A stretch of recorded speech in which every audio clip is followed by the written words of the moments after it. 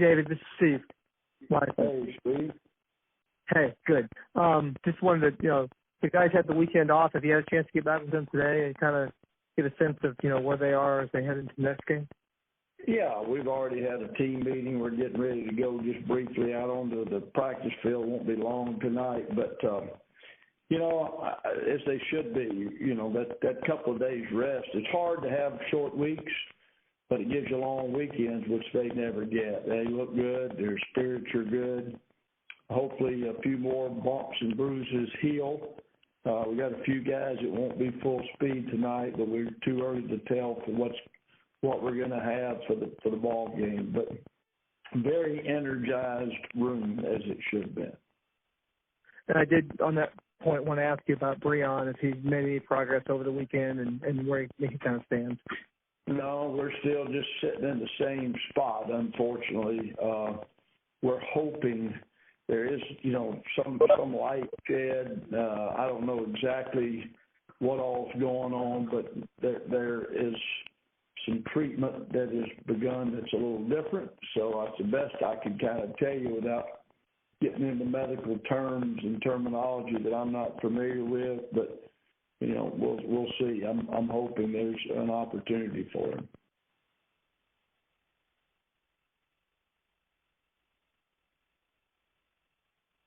Have you had a chance to look at Pitt? I mean, did you watch their game with Clemson last night, first of all? Yeah, I watched that, but I've been watching tape. I'm very familiar with their team because these are almost the same guys.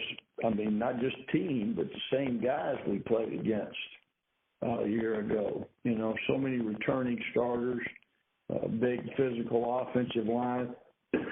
Obviously now with James Conner, one of the best backs in the country, and quarterbacks playing at a high level that continue to just get better and better on defense. I think the whole country saw them come up with a stop against a team that no one has stopped at a critical part of the game, and then had enough to them to go win it. So, they were, as I looked at tape in the summer, Steve, I thought they were one of the best returning teams in the conference, and they certainly looked it on tape. Excuse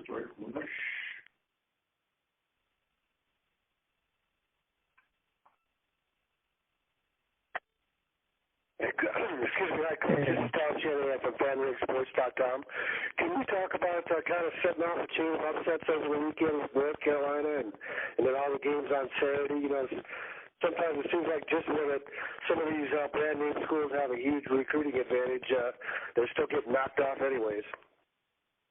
It's there are great games all over the country every weekend, but this weekend was unique to say the least. I think people forget that they are young people, and the seasons are long, the schoolwork is long, the semesters are long. This college football is a real grind year-round. So it's not surprising that it starts happening a little later in the season. If you'll watch each year, that's why I always talk about November football collegiately. It is unique to say the least. And people forget, everybody screams for a bigger or longer playoff. We've got one, and it's called the regular season. So that wear and tear does show and display. So I don't think it's unusual when 3 of the top 4 go down, but there's a lot of good football players out there, a lot of people doing a great job of recruiting. And, it's a much more equal playing field than people might imagine, but particularly because they are very young and very, very much, at this time of year, tired academically, in every aspect. So I think that's the reason why. Great. Thanks, Coach. Okay. David, I do want to follow up on the first question I had when, about the mood of the team and everything. We've talked all year, and you said, you've absorbed these tough losses and guys getting hurt. The guys kept their nose down and kept working and kind of kept a level mentality, I guess. Did you see that today? Now you're coming off a win and a big thing, and you're going to these last 2 games, and they mean a whole lot now. So is the attitude the same, or do you see anything you need to tweak there? No, I think I thought it was the same. I think they understand what we have to do to win and know the challenges. And a lot of them commented they certainly watched Pitt play Clemson, and they also know them well. They've such great respect for them. So I think they understand what we've got to do on the practice field, but the proof will be in the pudding. I tell you, we've had great Sunday work with a lot of determination, not just energy. So I want to see that on the field, a seriousness, a focus on trying to get better. But there were certainly things we did in that game. We had 3 penalties in the kicking game.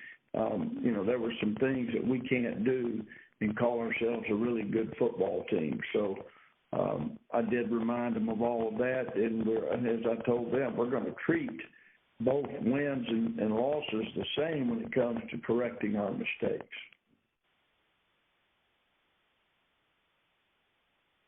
And one more along those lines, the kickoff return that Logan had, the 75-yarder. You guys have been really good in kick contain this year. So was there something there you see that needs a lot of work, or is it just people that do it? We just watched it. Not to interrupt you, I apologize, but I get what you're saying. We just watched it as a team. There were 5 missed tackles. There was no hang time on the kick. It was a 3.4 kick.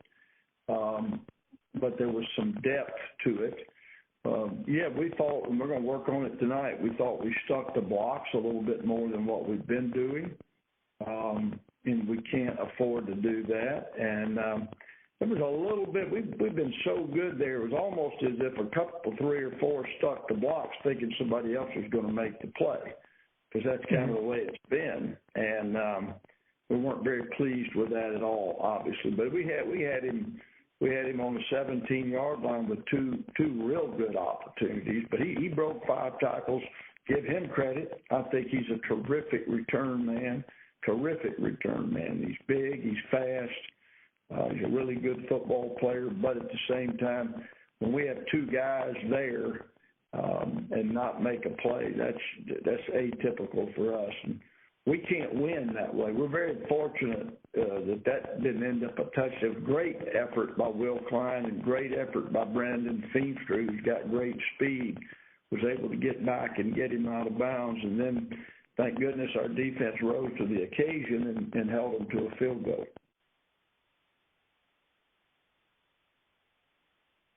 Coach, John Watson with 24/7 Sports. I've got a 2-part question for you.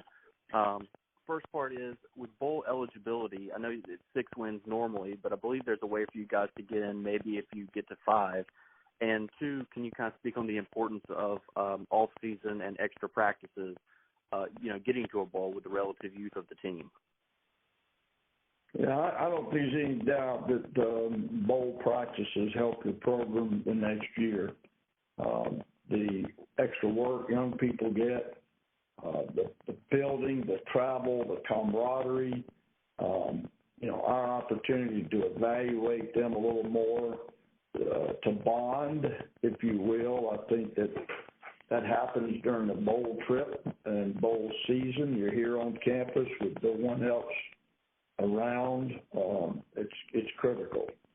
As far as being 6-6 or 5-7, I wouldn't advise anybody. It's interesting. Every year, I was on the Football Issues Committee before it was dissolved in favor of the Football Oversight Committee, and we would go through all these bowl scenarios, and it's interesting the mentality out there.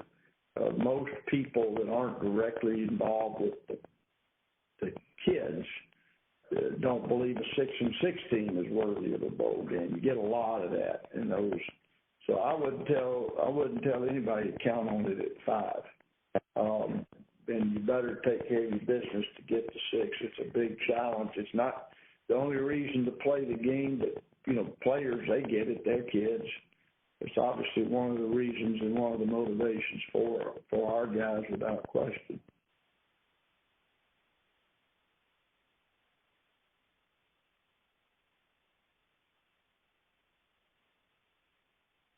All right. Thank you all very much. Have a great Sunday, and we'll see quite a few of you on Tuesday at the press conference.